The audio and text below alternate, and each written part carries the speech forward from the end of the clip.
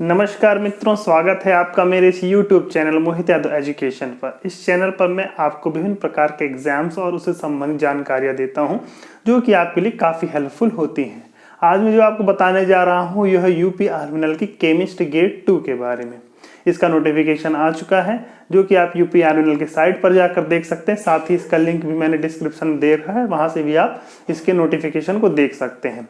तो इसकी जो वैकेंसी आ गई है तो इसके बारे में कई लोगों ने मेरे पूर्व के वीडियोस के नीचे कमेंट करके कहा था कि केमिस्ट ग्रेड 2 के बारे में कुछ बताएं। तो आज की वीडियो में आपको उसी के बारे में बताने जा रहा हूं। तो जो आज हम डिस्कस करेंगे इस वीडियो में उसका क्रम इस प्रकार से रहेगा कि इसका क्वालिफिकेशन क्या है, इसकी सैलरी क्या है, इसकी जॉब प्रोफाइल, जॉब लोकेशन क्या है, इसमें प्रमोशन किस प्रकार से होता है, क्वार्टर की फैसिलिटीज क्या मिलती है, सैलरी का इंक्रीमेंट किस प्रकार से होता है, कैसी ट्रेनिंग होती है और मेडिकल फैसिलिटीज क्या मिलती है। तो इस बात सब के बारे में हम बारी बारी से डिस्कस करेंगे। तो शुरू करते हैं सबसे पहले क्वालिफिकेशन के बारे में।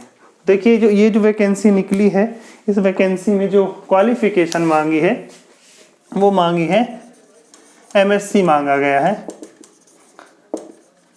MSc मांगा गया है। एटलीस्ट आपको सेकंड ग्रेड जरूर होना चाहिए, मतलब सेकंड डिवीजन से कम ना हो। थर्ड डिवीजन के लोग इसको अप्लाई नहीं कर सकते हैं। अगर बस MSc होना चाहिए, सेकंड ग्रेड के लिए होना चाहिए। तो ये इसका मिनिमम क्वालिफिकेशन है। इस क्वालिफिकेशन से अगर आपके पास कम क्वालिफिकेशन है तो आप इस पोस्ट के लिए अप्लाई नहीं कर सकते हैं। अब दूसरी जो सबसे इंपॉर्टेंट चीज जो हम लोग सबसे ज्यादा जानना चाहते हैं होती है सैलरी।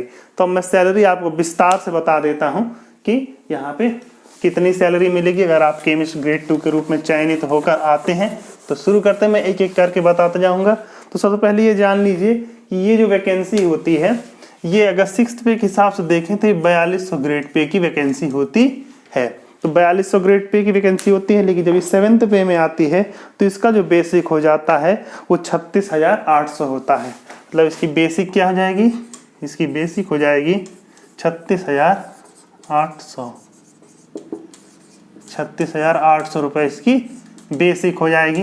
ठीक, फिर इसके अलावा देखिए जो DA लगता है, DA कितना हो जाएगा। DA जो होता है वो बेसिक का 31% इस वक्त चल रहा है। समय समय पर इसके बारे में गाइडलाइंस आती रहती है, नोटिफिकेशन आता रहता है और उसके द्वारा ये सैलरी लगातार बढ़ती जाती है। तो यहाँ जो आपको DA मिलेगा वो लगभग आपको मिलेगा 31%। तो अगर हम लोग 36,800 का 31% निकालें तो ये आप हो जाएगा आपके लिए 11,408 रुपये। 11,408 रुपया। ठीक, इसके अलावा जो आपको मिलता है, अगर टेक्निकल अलाउंस मिलता है 300 रुपीज़।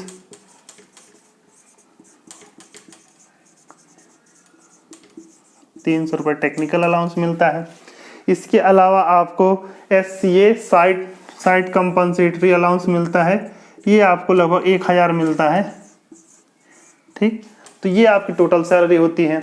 इसके अलावा देखिए आपकी पोस्टिंग दो तरीके से हो सकती है, एक जनरल शिफ्ट में हो सकती है, एक आपकी हो सकती है शिफ्ट के रूप में अलग अलग, मतलब मॉर्निंग, इवनिंग या रोटेशन की शिफ्ट में हो सकती है। तो उस केस में आपको शिफ्ट अलाउंस भी मिलता है। तो शिफ्ट अलाउंस जो मिलता है आपको वो आपको मिलता है 1,575 रुपये मिलता है। तो अगर हम इन सबको जोड़ दें तो आप पाएंगे कि जो टोटल हो जाता है वो हो जाता है 51,083 रुपया हो जाएगा। इन सबको जोड़ेंगे तो कितना हो जाएगा, 51,083 रुपये। तो ये जो कि आपकी ग्रॉस सैलरी हो जाती है। आपकी ग्रॉस सैलरी कितनी हो जाएगी, 51,083 रुपये हो जाएगी। तो आप देखा कि यहाँ पे जो आपकी टोटल बेसिक हो जाएगी, टोटल सैलरी जो ग्रॉस सैलरी हो जाएगी वो जाएगी 51,083 रुपये। 51,083 रुपये की सैलरी आपको मिल जाएगी। लेकिन ये पूरा आपको इन हैंड नहीं मिलेगा। इसको आपको देखिए इसमें से कुछ डिडक्शंस हो जाएंगे। वो जो डिडक्शन होंगे वो कितने होंगे वो भी मैं आपको बता देता हूँ। तो जिसमें आपका मुख्य डिडक्शन होता है वो CPF होता है। CPF होता है। यहाँ पे एक प्रकार जो पेंशन योजना समाप्त यही कर दी गई थी। तो उसके बाद यहाँ पे CPF होता है, जिसे कॉन्ट्रीब्यूटरी प्रोविडेंट फंड कहते हैं। ये कितना होता है, ये होता है आपका जो कटौती होती है डिडक्शंस में बता रहा हूँ। यहाँ पे कटौतियाँ जो आपकी होंगी वो होती है बेसिक और DA, इन दोनों को जोड़ करके इसका जो 10% होगा उतना आपका CPF कटेगा। तो ये हो जाएगा 36,800 रुपये प्लस 11,408, इन दोनों का जोड़ के हम एक 10% निकालेंगे तो ये हो जाएगा 4,820 रुपया। तो जो आपका CPF कटेगा वो हो जाएगा 4,820 रुपया आपका CPF की कटौती हो जाएगी। इसके अलावा आप जिस आवास में रहते हैं उसका बिजली का चार्ज लगता है, या ये कहें कि उसका रेंट लगता है, तो होता है लगभग 864 रुपये। हाउस रेंट कह सकते हैं इसे, तो 864 रुपये। यहाँ ध्यान दीजिए कि यहाँ पे जो आवास है आपको यहाँ से उपलब्ध कराया जाएगा, वो आवास का रेंट आपका 864 रुपये लगेगा। तो अगर हम इन दोनों को जोड़ लें तो आपको जो टोटल डिडक्शंस हो जाएंगे वो हो जाएंगे 5,684 रुपया। तो आपको इन हैंड जो सैलरी मिलेगी, मतलब जो सैलरी आपके खाते में आ जाएगी, वो हो जाएगी 51,083 माइनस 5,684। तो जो टोटल इन हैंड सैलरी आपको मिल जाएगी ये आपकी हो जाएगी 45,399 रुपया। ठीक, तो ये जाएगा 45,399 रुपया। तो इस तरीके से आप कह सकते हैं कि आप जिस दिन ज्वाइन करेंगे उस महीने की आपकी सैलरी 45,399 रुपये हो जाएगी। ठीक, तो ये ध्यान रखिए, ये सिर्फ ज्वाइन करते ही, मतलब ये नहीं है कि आपको ट्रेनिंग के समय सैलरी कम मिलेगी। ट्रेनिंग के समय भी आपको ये सैलरी आपकी फर्स्ट डे जैसी जिस दिन आप ज्वाइन करेंगे उसके हिसाब से जो भी महीना पूरा होगा उस महीने के लिए जो सैलरी होगी वो 45,399 रुपये की हो जाएगी। तो मतलब आपको फर्स्ट महीने से इतनी सैलरी मिलने लगेगी। तो ये आपका सैलरी स्ट्रक्चर होगा। यकीन अच्छा लगा होगा आपको इस सैलरी देखिए, क्योंकि इस ग्रेड इतनी अच्छी सैलरी लगभग बहुत कम जगह प्राप्त होती है। तो मतलब अगर पहली ज्वाइनिंग पे आपको 45,000 इन हैंड मिल रही तो इसको अच्छी सैलरी ही कहा जाना चाहिए। अब देखिए, अब बाकी मैं बता देता हूँ, आगे बढ़ते हैं इस सैलरी की डिस्कस होने के बाद। अगर हम लोग देखें जॉब प्रोफाइल और जॉब लोकेशन, तो पहले बताइए, देखिए जो जॉब प्रोफाइल क्या होती है, यहाँ पे आपको काम क्या करना होता है। तो जॉब प्रोफाइल देखिए, जो केमिस्ट ग्रेड 2 की होती है जॉब प्रोफाइल, वो मोस्टली होती है टेस्टिंग की। तो प्लांट में क्या टेस्टिंग करते हैं, प्लांट में मेनली 3 चीज़ों की टेस्टिंग की जाती है। एक होती है वाटर, दूसरा होती है ऑयल और तीसरा होता है कोल। ठीक, में आपको इन्हीं चीज़ों की टेस्टिंग करनी होती है। तो अलग अलग जगह पे, तो इनकी क्या क्या टेस्टिंग करेंगे तो आप जानते ही होंगे, क्योंकि केमिस्ट्री में तो वाटर से संबंधित सारे जो भी आपके संबंधित डाटास होते हैं, जैसे इसका प्री ट्रीटमेंट के बाद और आप ड्रिंकेबल वाटर जो है उन सभी का हम लोग pH, conductivity, silica, hardness, turbidity, PAC ये सब चेक करते हैं। तो यही आपका वर्क प्रोफाइल होता है। तो अगर हम लोग वर्क प्रोफाइल देखें तो यहाँ पे 2 तरीके का जॉब आपको देखने को मिलेगा वर्क प्रोफाइल में। एक आपकी जनरल शिफ्ट और दूसरा जो होती है, मतलब जनरल में ड्यूटी हो सकती है, दूसरा का शिफ्ट में ड्यूटी हो सकती है। तो जो जनरल शिफ्ट होती है वो डे की होती है, और जो आपकी शिफ्ट ड्यूटी होती है वो 3 पार्ट में होती है। मॉर्निंग हो सकती है, इवनिंग हो सकती है और नाइट हो सकती है। ठीक, तो जब आप शिफ्ट ड्यूटी में होते हैं तब आपको 3 पार्ट में ड्यूटी करने मिल सकती है, मॉर्निंग, इवनिंग और नाइट। और अगर जनरल शिफ्ट में डे, तो गर्ल्स के लिए इसमें गर्ल्स को सिर्फ और सिर्फ डे ड्यूटी ही मिलती है, उनके लिए ये रोटेशन वाली शिफ्ट की ड्यूटी नहीं मिलती है। तो गर्ल्स को शिफ्ट ड्यूटी से मुक्त रखा जाता है। ठीक, जो बॉयज होते हैं, ठीक, जो जेंट्स होते हैं, उनके लिए मॉर्निंग इवनिंग शिफ्ट ड्यूटी भी हो सकती है, जनरल ड्यूटी भी हो सकती है। उनके लिए दोनों प्रकार ड्यूटियां हैं, और गर्ल्स के लिए सिर्फ और सिर्फ जनरल ड्यूटी सी होती है। तो इस तरीके से जो आपको वर्क करना होता है, तो ये आपका जॉब प्रोफाइल होता है। मेनली विभिन्न प्रकार के वाटर, ऑयल, इनकी क्वालिटीज, इन सभी की टेस्टिंग, और टेस्टिंग बाद जो रिपोर्ट्स है वो आपको देनी है। तो यहाँ के अलग अलग लैब्स होती हैं, उन लैब में आपको ये सब काम करना होता है। हम जॉब लोकेशन की बात करें तो आपको जॉब लोकेशन कहाँ मिलेगा, मतलब अगर आपका फाइनल सिलेक्शन होता है तो उस फाइनल सिलेक्शन के बाद आपकी पोस्टिंग कहाँ होगी। तो देखिए, मैंने एक वीडियो बनाया था, उसमें मैंने बताया था कि UPRL के जहाँ जहाँ प्लांट है वहाँ वहाँ आपकी पोस्टिंग हो सकती है। तो यहाँ पर भी मैं बता सकता हूँ कि कहाँ कहाँ आपकी पोस्टिंग हो सकती है। सबसे पहले देखिए, आपकी पोस्टिंग जो हो सकती है वो अनपरा प्लांट में हो सकती है। अनपरा ये सोनभद्र में है, इसमें मेरी पोस्टिंग भी इसी जगह पर ही है। दूसरा ओबरा प्लांट, ये भी सोनभद्र में ही आपको देखने मिलता है। ये प्लांट में यहाँ आपकी पोस्टिंग हो सकती है। इसके अलावा पारीछा ये झांसी में है, यहाँ आपकी पोस्टिंग हो सकती है। ठीक। इसके अलावा जवाहरपुर, ये एटा में है, यहाँ आपकी पोस्टिंग हो सकती है। इसके अलावा पनकी, ये कानपुर में है, यहाँ आपकी पोस्टिंग हो सकती है। और हरदुआगंज,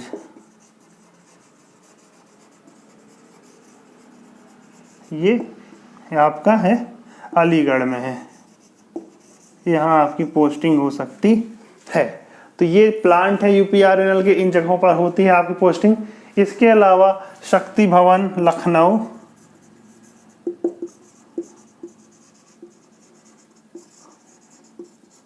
ये हेडक्वार्टर है, यूपीआरएनएल का हेडक्वार्टर यहाँ पे है, यहाँ पर भी पोस्टिंग की जाती है। तो ये आपकी जॉब लोकेशन है, मतलब अगर आपको फाइनल सिलेक्शन होता है तो इन प्लांट्स में आपको जॉब करना पड़ता है।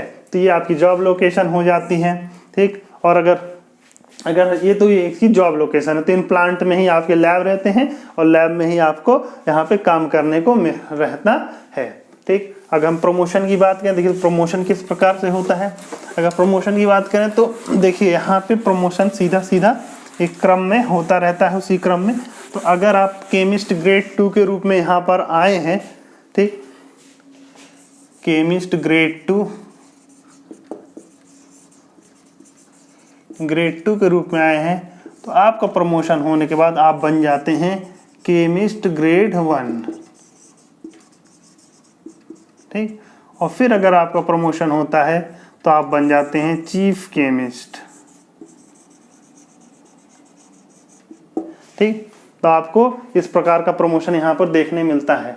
देखिए आपका यही आपकी जॉब प्रोफाइल में भी आपके जो रिपोर्टिंग ऑफिसर होंगे, जो केमिस्ट ग्रेड 2 होता है उसका रिपोर्टिंग ऑफिसर, केमिस्ट ग्रेड 1 होता है इसका रिपोर्टिंग ऑफिसर चीफ केमिस्ट होता है। तो इसको आपको रिपोर्ट करना होता है और इसी क्रम में आपका प्रमोशन भी होता जाता है। तो इसमें देखिए जो ये केमिस्ट ग्रेड 2 है, ये मैंने बताया था आपको कि 4200 ग्रेड पे की वैकेंसी है, ठीक। और जब आपको प्रमोशन हो जाएगा तो ये आपको जो मिलेगा 5400 ग्रेड पे की वैकेंसी हो जाती है, ठीक। और इसी के अगर आगे देखेंगे तो ये जो भी चीफ केमिस्ट उसके आगे की वैकेंसी हो जाती है, इसी प्रकार चलता चला जाता है। तो ये आपका प्रमोशन, ये इस प्रकार प्रमोशन आप एक्सपेक्ट कर सकते हैं। अब इस प्रमोशन में कितना समय लगता है, ये लगभग 9 साल, एक प्रमोशन में यहाँ पे आपको लगभग 9 से 10 साल का समय लग जाता है। इस इतने समय में लगभग प्रमोशन हो जाता है। इससे कभी कभी ज़्यादा भी समय लग जाता है और कभी कभी पहले भी हो जाता है, ठीक। लेकिन मोटा मोटा देखा जाए तो 9 से 10 साल लग जाते हैं प्रमोशन के लिए। तो ये प्रमोशन का क्रम आपको यहाँ पे इस प्रकार का देखने को मिलेगा। अगर जो क्वार्टर फैसिलिटी की बात करें, अगला जो है क्वार्टर फैसिलिटी, तो जो क्वार्टर में आपको मिलता है, मतलब जो रहने के लिए आवास आवंटित किया जाता है, वो केमिस्ट ग्रेड 2 के लिए 3rd टाइप का आवास होता है। किस प्रकार का होता है? 3rd टाइप का आवास होता है। 3rd टाइप आवास कहा जाता है। 3rd टाइप आवास का मतलब क्या होता है? 3rd टाइप के आवास में आपको 3 रूम्स मिलते हैं और साथ में वो एक किचन, ठीक, और साथ में आपको एक लैट्रिन और एक बाथरूम, ये आपको लैट और बाथ इतना मिलता है। साथ में एक छोटी सी बालकनी भी मिल जाती है और जो नीचे रहते हैं उनको आगे पीछे थोड़ा सा जगह स्पेस मिल जाता है, तो गार्डनिंग करने के लिए। अगर आप ऊपर के फ्लोर में तो वो गार्डनिंग करने की जगह नहीं मिल पाती है। तो ये आपको जो आवास मिलता है वो 3rd टाइप का आवास की क्वार्टर फैसिलिटी मिलती है। इसका चार्ज कितना होता है? इसका चार्ज मैंने आपको बताया था कि 864 रुपये इसका चार्ज आपकी सैलरी से काटा जाता है, ठीक। वो क्यों? क्योंकि बिजली का इस्तेमाल कर रहे हैं, इसीलिए क्वार्टर तो आपके लिए फ्री होता है, लेकिन आप जो बिजली का इस्तेमाल करते हैं उसका एक फिक्स रेट 864 रुपये काटा जाता है। आप चाहे जितनी बिजली इस्तेमाल करें, लेकिन आपका जो फिक्स चार्ज होगा वो 864 रुपये ही होगा। तो ये आपकी क्वार्टर फैसिलिटी है। अगली बात सैलरी इंक्रीमेंट, सैलरी बढ़ती कैसे है? तो देखिए जब आप ज्वाइन करते हैं तब मैंने आपको बताया था कि आपकी बेसिक कितनी हो जाएगी, आपकी बेसिक क्या हो जाएगी? 36,800 आपकी बेसिक होगी। ये मैंने आपको बताया था ठीक। तो क्या होता है, आपकी सैलरी कैसे बढ़ेगी, आपकी सैलरी बढ़ेगी कि हर एक साल के बाद आपकी सैलरी में एक इंक्रीमेंट लगता है। वो इंक्रीमेंट किस प्रकार का लगता है, वो इंक्रीमेंट जो 7th पे की टेबल है उसके हिसाब से लगभग लगता है। तो जो 7th पे की टेबल है वो लगभग 3% का इंक्रीमेंट देती है, लगभग उससे ज़्यादा ही, थोड़ा सा ज़्यादा देती है। तो मतलब हर साल आपकी जो बेसिक है उसका 3% का इंक्रीमेंट हो जाएगा। साथ में सरकार जो आपको डीए बढ़ा कर देगी, वो तो मान लिया अभी देखिए जनवरी में बढ़ने वाला है डीए, तो लगभग 3% और डीए बढ़ जाएगा। तो आपको अभी जो मैंने 31% बताया वो बढ़ करके कितना हो जाएगा, वो 34% हो जाएगा। तो वहाँ उससे आपकी सैलरी बढ़ती है। तो दो तरीके से सैलरी आपकी बढ़ सकती है, एक साल में जो इंक्रीमेंट लगता है और दूसरा जो 6-6 महीने पे आपका डीए लगता है। ठीक, तो इनके कारण आपकी सैलरी लगातार बढ़ती जाती है। ठीक। अब अगर जो समय के साथ क्या होता है कि एक यहाँ पे एसीपी भी लगता है, एसीपी कहा जाता है एन, ठीक, वार्षिक एसीपी क्या होता है, एसीपी ये होता है कि समय के साथ आपका ग्रेड पे भी बढ़ाया जाता है। तो इसका जो अनुपात होता है 9 ईयर्स, फिर देन 5 ईयर्स, देन 5 ईयर्स। मतलब जब आप पहली जो जॉब आई है उस जॉब पे काम करते हो, अगर आप 9 साल का समय पूरा कर लेते हो, आपको फर्स्ट एसीपी लग जाता है। तो आपका जो ग्रेड पे आपने 4200 ग्रेड पे भी ज्वाइन किया था वो बढ़ करके 4800 ग्रेड पे हो जाता है। ठीक। और उसके 5 साल बाद ये बढ़ करके आपको 5400 ग्रेड पे हो जाता है, और यदि फिर यही बढ़ करके आपका 6600 ग्रेड पे हो जाता है। तो यही क्रम आपका लगातार बढ़ता जाता है। तो इस प्रकार से आपकी सैलरी बढ़ती जाती है। तो सैलरी बढ़ने के क्या है, एक तरीके है ये कि आपका जो इंक्रीमेंट लग रहा है, दूसरा जो आपके डीए बढ़ रहा है, और तीसरा जो सैलरी इंक्रीमेंट है वो क्या है, एसीपी के रूप में जो 9 साल फिर 5 साल का लाभ मिलता रहता है। तो ये आपकी एसीपी के बारे में बात हो गई, सैलरी इंक्रीमेंट। अगला बता देते हैं आपको ट्रेनिंग कैसे होती है। यहाँ पे ट्रेनिंग देखिए, यहाँ पे जब आप ज्वाइन करेंगे तो आपको सीधे जिस प्लांट में है उसी प्लांट में ज्वाइन करा दी जाती है। जब भी आप ट्रेनिंग पे आएंगे, तो जैसे आप ट्रेनिंग पे आएंगे तो आप यहाँ सीधे ज्वाइन कर लेंगे, जो भी आपको डिवीजन होगा या जो भी प्लांट होगा उस प्लांट में आप ज्वाइनिंग कर लेंगे। ठीक, प्लांट में जब ज्वाइनिंग हो जाएगी आपकी, तो उस ज्वाइनिंग के बाद क्या करना होगा, आपकी ट्रेनिंग वहीं से शुरू हो जाएगी और 1 साल की ट्रेनिंग होगी। 1 साल की ट्रेनिंग होगी। ठीक, इस 1 साल के भीतर ही आपकी लगभग 3 महीने की क्लासरूम ट्रेनिंग भी होती है। 3 मंथ्स क्लासरूम ट्रेनिंग। ठीक, उसमें आपको थियरी वगैरह पढ़ाया जाता है, क्लासरूम ट्रेनिंग भी होती है। मतलब कहने का है कि 1 साल की आपकी ट्रेनिंग है, इसी 1 साल के भीतर 3 महीने की क्लासरूम ट्रेनिंग भी उसी में इंक्लूड होती है। बाकी जो 7 महीने हैं आपके जो बाकी आपके 9 महीने हैं वो आपकी ऑन जॉब ट्रेनिंग होती है। और जब 1 साल की जो आपकी ट्रेनिंग कंप्लीट हो जाती है तो आपका एक टेस्ट होता है जिसे कहा जाता है फाइनल एब्जॉर्प्शन टेस्ट कहा जाता है। फाइनल एब्जॉर्प्शन टेस्ट कहा जाता है। मतलब जब आप 1 साल की ट्रेनिंग आपकी कंप्लीट हो जाएगी तो फाइनल एब्जॉर्प्शन टेस्ट होगा। इस टेस्ट में आपको पास होना जरूरी होता है। लगभग आपको 50% मार्क्स लाने जरूरी होते हैं। अगर आप 50% मार्क्स नहीं ले आते हैं, फेल हो जाते हैं, तो आपकी जो ट्रेनिंग है वो 6 महीने के लिए बढ़ा दी जाती है। ठीक, और 6 महीने बाद फिर आपका टेस्ट होता है। फिर अगर आप फेल हो जाते हैं तो फिर आपकी ट्रेनिंग 6 महीने के लिए और बढ़ा दी जाती है। तो इस प्रकार से आपकी ट्रेनिंग लगभग 2 साल की हो जाती है। तो फिर आप टोटल अगर इसको पास करना जरूरी होता है, अगर आप इसको पास नहीं करते हैं तो आपको डिस्क्वालीफाई कर दिया जाता है। ठीक, तो मोस्टली लड़के तो जो बच्चे आते हैं फर्स्ट अटेम्प्ट में ही पास कर लेते हैं। अगर कोई बहुत ही लीधड़ होता है तो सेकंड अटेम्प्ट में पास कर लेता है। अभी तक ऐसा कोई मतलब मौका देखने को नहीं मिला है जिसमें कि डिस्क्वालीफाई किया गया हो, लेकिन एक आध मामले भी देखने को मिले हैं। अभी यहाँ तो नहीं मिले हैं, बीपीसीएल में देखने को मिला है जिसमें टाइपिंग टेस्ट था, उसको पास करना 2 अटेम्प्ट दिए गए, जिसमें नहीं पास कर पाई एक महिला और उसको वापस घर उसकी सेवा समाप्त कर दिया गया।